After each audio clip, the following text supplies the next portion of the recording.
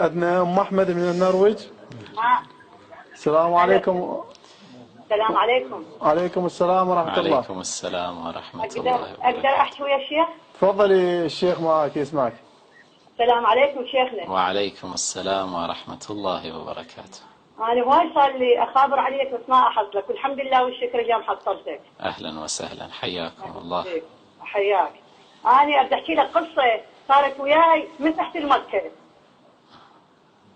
وطبينا قبر النبي عليه الصلاة والسلام. صلى الله عليه وسلم. أنا ما أعرف عمر مدفون يم النبي، ما كنت أعرف. فمن جيت أزور شفت شباك صغير، حط بالي هو هذا شباك النبي، وحطيت راسي واندعي وابكي ولزق راسي بالشباك مال عمر. ارد اطلع راسي ما يطلع، ارد اطلع راسي ما يطلع.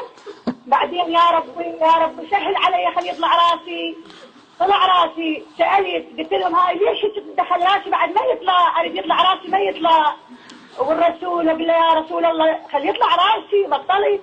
قال له لا هذا مو رسول الله هذا عمر.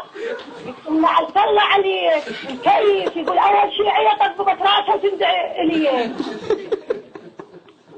شكرا. هاي القصه بيه. وثاني شيء